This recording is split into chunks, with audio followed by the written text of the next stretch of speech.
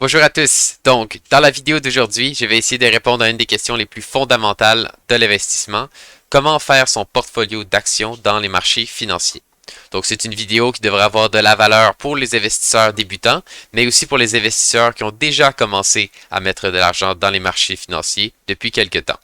Donc, si vous restez jusqu'à la fin, je vais d'ailleurs montrer un exemple de mon portfolio, une vue globale, pour vous donner justement un exemple d'un portfolio équilibré. Donc, on entend souvent dire qu'il faut avoir un portfolio diversifié, avoir beaucoup de compagnies. Ce n'est pas complètement faux, mais jusqu'à un certain point que je vais d'ailleurs vous expliquer dans cette vidéo. Donc, premièrement, vous juste mettre en note que justement, quand je vous parle de choisir ces compagnies ou de faire son propre portfolio, je parle justement quand vous allez choisir vos actions individuellement pour faire votre propre portfolio d'actions. Donc ça ne s'applique pas aux investisseurs qui veulent simplement acheter des indices du marché. Parce que justement, quand on achète un indice du marché, si par exemple on achète le S&P 500, le S&P 500 est un regroupement de 500 compagnies, donc votre portfolio est déjà diversifié, vous n'avez pas besoin de faire autre chose. Donc, vous pouvez simplement acheter cette action ou cet index encore et encore pour justement grossir la valeur de votre portfolio sans se soucier de diversification ou d'acheter différentes compagnies de différents secteurs. Le tout est déjà fait pour vous. Donc moi, quand je vous parle de faire votre propre portfolio et d'acheter vos propres compagnies, je vous parle plutôt d'acheter vous-même des petites compagnies pour avoir une certaine balance dans votre portfolio d'actions. Il y a beaucoup de personnes qui vont dire qu'il faut avoir beaucoup de compagnies dans son portfolio. Comme ça, on a une exposition à tous les secteurs, à tous les types de compagnies, des petites, des plus grosses. Donc, ce n'est pas faux, mais quand vous allez voir vous-même et je vais vous expliquer dans mes prochaines vidéos c'est quoi les processus que je recommande pour justement choisir ces compagnies, quelles statistiques regarder et tout ça. Donc vous allez vous rendre compte que ça peut demander un certain temps justement de choisir les bonnes compagnies. Donc si exemple vous vous dites il faut que j'aille énormément de compagnies dans mon portfolio, bien le temps qui est pour le choix, dans le fond la recherche de chacune de ces compagnies-là, ça va augmenter beaucoup à la longue si vous en avez beaucoup à faire. Donc moi, je recommande toujours la qualité sur la quantité de compagnies à choisir. Donc mettez le temps sur choisir quelques compagnies et laissez faire d'en avoir énormément sans vraiment un peu au hasard ici et là. Donc je vais vous donner un exemple justement pour illustrer ça. Si on regarde un portfolio numéro 1 que j'ai laissé ici, disons une personne qui a 10 000 et qui a choisi un 20 compagnies différentes et qui a mis environ, là, si on divise le 10 000 en 20 compagnies, environ 500 dans chacune de ces compagnies. Quand on fait un choix d'une compagnie, quand on fait une recherche d'action et qu'on dit « Ah, je vais mettre justement un 500 dans cette compagnie », on a tout simplement fait de la recherche de la compagnie et on s'attend qu'il va avoir des bonnes nouvelles ou qu'au fil des années, cette compagnie-là va monter de prix, dans le fond. Donc, si par exemple, on prend un scénario où il y a une bonne nouvelle justement pour cette compagnie, ils ont un bon profit ou une acquisition ou quelque chose comme ça. Donc, là, le stock peut tout simplement monter de peut-être 20% en une journée. C'est très, très possible et ça arrive très couramment. Donc, dans ce cas-là, disons qu'une de vos compagnies a cette bonne nouvelle-là, vous allez faire un 20% de profit de plus sur votre investissement initial de 500 ce qui va vous donner un profit de 100 ce qui est très bien. Tout le monde est content, on a un bonhomme sourire et tout va bien. Donc, vous venez de faire un 100 dans votre journée. Si justement on prend un portfolio 2, un portfolio peut-être que je recommanderais plus. Donc, on a le même 10 000 de départ, mais au lieu de l'investir dans 20 compagnies différentes, on l'investit simplement dans 5 compagnies. Donc, on a fait de la recherche sur ces 5 compagnies-là, on est sûr c'est de la qualité, et justement, donc on met environ un 2 000 par compagnie. Donc, même scénario, on a une bonne nouvelle pour une de nos compagnies, il monte de 20%. Donc, un 20% de 2000, on vient d'augmenter de 400 et non de 100 Donc, justement, avoir la recherche et faire la meilleure recherche et de trouver des actions de qualité va vraiment être plus payant au fil du temps si vous avez fait de la bonne recherche au préalable que acheter plein de compagnies et que oui, ok, il pourrait avoir une bonne nouvelle ici et là, mais justement l'impact sur votre portfolio total va être beaucoup plus petit si vous avez 20 compagnies ou 5. Donc j'entends déjà les gens me dire ah mais si on a 20 compagnies, on a beaucoup plus de chances d'avoir une bonne nouvelle pour l'une de ces compagnies-là que si j'en ai simplement 5. Donc c'est vrai, donc théoriquement, si vous choisissez vos actions un peu au hasard, Donc, oui, si vous avez 20 compagnies, vous allez définitivement avoir plus de chances d'avoir une bonne nouvelle sur une de celles-là que si vous en avez simplement 5 dans votre portfolio. Donc, c'est de la statistique très, très simple. Je suis bien d'accord. Par contre, le principe, dans le fond, de choisir ses propres actions, de faire de la recherche et de comprendre vraiment qu'est-ce qui se passe avec la compagnie, permet d'être beaucoup plus certain que, justement, cette compagnie-là va nous apporter soit des bonnes nouvelles ou un meilleur retour à long terme que juste si j'avais choisi des compagnies au hasard. Donc, vraiment, la qualité et le temps de recherche que vous allez mettre sur votre action, c'est vraiment la clé numéro un pour faire un bon profit ou faire des bons retours dans vos investissements. Donc, ce n'est pas un gamble, ce n'est pas juste envoyer de l'argent au hasard et acheter un peu des compagnies ici et là. Ah, je vais prendre juste Apple, Amazon, juste des grosses compagnies, les mettre tout ensemble, en prendre une vingtaine, et bon, mon portfolio va bien faire. C'est très possible qu'il ait un bon retour, mais est-ce que vous allez avoir les retours vraiment souhaités ou les retours que vous voulez avoir, que vous pourriez peut-être avoir simplement si vous asseyez, vous prenez un petit peu plus de temps pour choisir quelques compagnies qui vous intéressent plus et que en lequel, dans le fond, vous pensez que vous allez faire un meilleur profit. Donc, en parlant de ça, dans le fond, je vais monter un petit guide vraiment très, très simple pour vous donner une idée de ce que moi, je recommanderais au niveau de votre grosseur de portfolio sur combien de compagnies vous voulez avoir. Donc, c'est vraiment un guide, vous n'êtes pas obligé de le suivre, mais ça peut vous donner un repère, vous donner une idée de qu'est-ce qui pourrait sembler intéressant et qu'est-ce qui pourrait justement faire que votre portfolio ait une meilleure valeur ou un meilleur profit à long terme.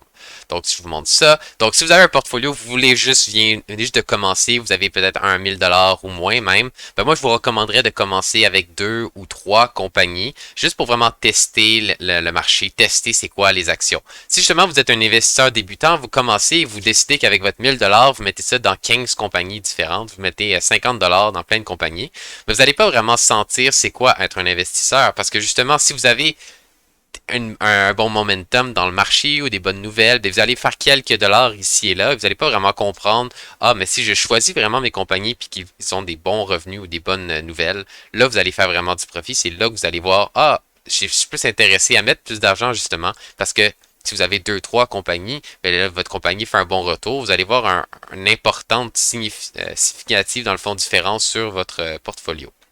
Donc, même chose, si vous êtes un peu plus d'argent ou vous avez déjà commencé un peu, vous êtes entre peut-être 1000 et 5000$. Moi, je recommanderais d'aller entre 2 et 5 compagnies. Donc, encore là, vraiment à vous de décider. Juste niveau de, bon, vous commencez, vous êtes peut-être 2000$, peut-être aller mettre un 1000$ par compagnie à ce niveau-là. Mais bon, c'est encore à vous de décider. Donc, vous pouvez continuer à lire. Donc, de 5 à 10 000, j'irai entre 3 et 6 compagnies.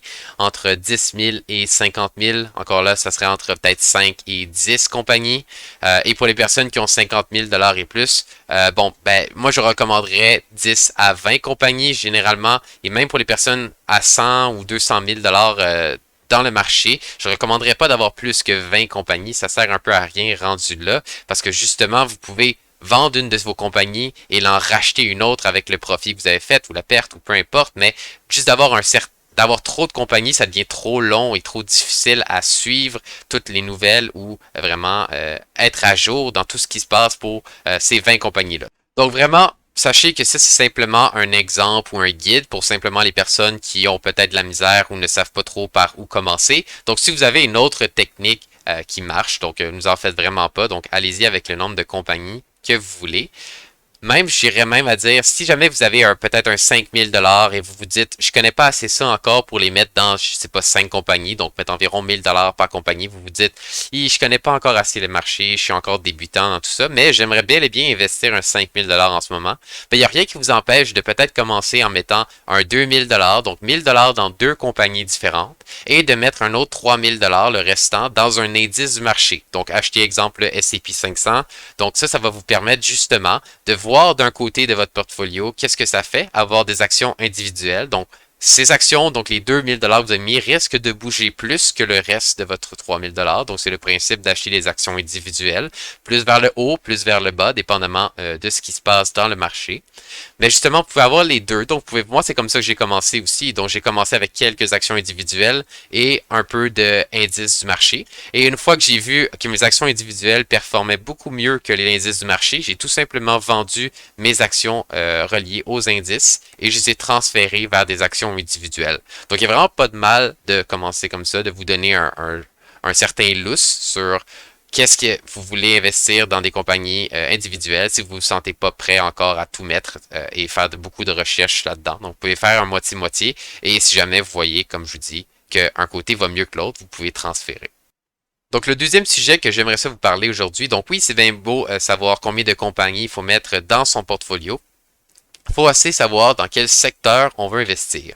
Donc, il y a beaucoup de secteurs dans les marchés financiers. Donc, par exemple, il y a le secteur technologique qui est probablement un des secteurs les plus volatiles. Donc, c'est lui qui va mieux performer dans des bonne phase du marché, mais qui est lui qui risque d'avoir le plus de la misère aussi si jamais le marché va pas bien. Donc, je pense à des compagnies technologiques. Bon, vous connaissez Apple, il pourrait avoir Amazon, il pourrait avoir PayPal, ou toutes les grosses compagnies que vous connaissez, que vous entendez parler, ou que même que vous utilisez de jour en jour. Donc, c'est généralement des compagnies technologiques. Vous pourrez aussi investir dans le secteur, disons, financier. Donc, là, on parle peut-être plus des banques, des compagnies d'assurance. Donc, ça va être un secteur qui est plus sûr, donc c'est quelque chose qui va moins bouger avec le temps, donc ça reste, mais c'est plus stable, donc ça peut être intéressant d'avoir quelque chose comme ça dans son portfolio pour stabiliser le tout. Ça ne veut pas dire que vous allez avoir des mauvais retours, c'est simplement que ça va être plus stable sur le long terme. On peut avoir, exemple, des secteurs comme du retail, donc ça serait comme les magasins comme Walmart ou ces Target, ou ces compagnies-là. Donc, il y a plein de sortes de secteurs et vous n'êtes pas obligé nécessairement d'investir dans des secteurs que vous n'aimez pas. Donc, moi, personnellement, ce que j'aime investir dedans, c'est dans le fond dans les secteurs où je vois qu'il y a encore de l'innovation possible. Donc, peu importe le secteur, moi, c'est quelque chose qui m'attire. Donc, je crois qu'il y a une possibilité d'avoir des avancements au niveau de ce secteur-là. Donc, c'est quelque chose qui m'intéresse. Comme je vous ai dit en début de vidéo, je vais vous montrer une vue globale de mon portfolio, dans quel secteur j'ai investi. En aucun cas, je vous demande de récréer ce que j'ai fait, mais ça peut simplement vous donner une idée de ce qu'a l'air d'un portfolio balancé dans le marché. Donc moi, justement, j'ai choisi, comme je vous ai dit un peu plus tôt, des secteurs où je vois encore de l'innovation plus tard. Donc c'est quelque chose qui m'intéresse et je crois que justement, il y a un futur dans ces secteurs-là. Donc premièrement, je suis investi dans un secteur de finance. Donc justement, c'est une petite fraction de mon portfolio. Moi, j'aime des actions généralement qui sont plus risquées, mais j'ai un petit peu de côté financier, comme je vous ai dit, donc un peu plus safe à ce niveau-là. Au niveau du e-commerce, donc le e-commerce, c'est tout ce qui est comme Amazon ou Shopify. Donc vraiment, moi, je crois que c'est le futur. Donc vraiment, qu'on aime Amazon ou qu'on n'aime pas Amazon, le commerce en ligne, c'est probablement l'avenir. Donc c'est pour ça que j'ai de l'argent investi là-dedans. J'ai aussi des actions reliées au cannabis, donc des compagnies qui vendent du cannabis au Canada et aux États-Unis. Avec la légalisation du cannabis qui s'en vient aux États-Unis, on ne sait pas quand, mais c'est pour ça que j'ai mis un peu d'argent dans ce secteur-là. J'ai de l'argent dans le secteur de la nourriture vegan. Donc moi personnellement, je ne suis pas vegan, mais c'est une trend. Donc c'est de plus en plus de personnes qui veulent être vegan ou végétariens. Donc c'est pour ça que j'ai de l'argent dans des compagnies justement reliées à la nourriture vegan parce que je crois qu'il y a un futur là-dedans. J'ai une grosse portion, dans le fond, le plus gros secteur dans lequel je suis investi dans le marché est dans le fond le secteur de la télémédecine. Donc, moi, personnellement, depuis que je travaille à ma compagnie, j'ai accès à un service de télémédecine et je trouve ça phénoménal et je crois que la médecine en personne va prendre le bord, surtout avec les temps d'attente qu'on a partout ici au Québec. Donc, vraiment, la télémédecine, je crois que c'est l'avenir. Je crois que justement, la pandémie, tout ça a fait en sorte que la télémédecine a été adoptée un peu plus vite que prévu, mais je crois que c'est le futur et que tout le monde va utiliser la télémédecine d'ici quelques années. Donc j'ai énormément d'argent dans la télémédecine. Et finalement, j'ai un autre gros secteur dans le fond au niveau de la publicité, mais plus précisément la publicité sur les réseaux de streaming, donc Netflix, Disney+, ces affaires-là, donc toutes les compagnies qui mettent des annonces en ligne lors de streaming. Donc moi, j'ai des compagnies dans le fond qui font de l'argent avec ces publicités-là. Donc encore une fois, je crois que le streaming est l'avenir, donc ça va être de plus en plus de personnes qui vont vouloir utiliser ça. Donc, c'est pour ça que j'ai mis de l'argent dedans. Donc, je voulais juste vous donner une idée, dans le fond, de ce qu'a l'air un portfolio, pourquoi j'ai mis de l'argent vraiment très, très, très rapidement dans ces secteurs. Parce que justement, je crois qu'il va y avoir de l'innovation, je crois qu'il va y avoir un avenir pour chacun de ces secteurs-là. Donc, c'est pas un secteur qui est mort ou qui est juste plate et qui aura aucun avancement à ce niveau-là. Mais peu importe, dans le fond, quelle compagnie vous décidez d'acheter, quel secteur vous décidez d'acheter ou même combien de compagnies vous avez dans votre portfolio, ce qui est très important, c'est d'avoir des actions et des compagnies qui sont capables de bien performer, peu importe le contexte macroéconomique. Donc, on pourrait peut-être aller en récession ou on pourrait avoir une croissance économique extrême et dans les deux situations, dans toutes les situations entre, on veut que vos actions ou vos compagnies soient capables de bien performer. Donc, une compagnie qui performe bien va généralement aller avec un prix de l'action qui va augmenter sur le long terme. Sur le court terme, c'est possible que non, mais sur le long terme, une compagnie qui va bien, qui génère des bons revenus, d'avoir des profits idéalement, donc c'est là que la compagnie va avoir une action qui va augmenter parce que justement, les gens vont voir la valeur de cette compagnie-là pour le futur.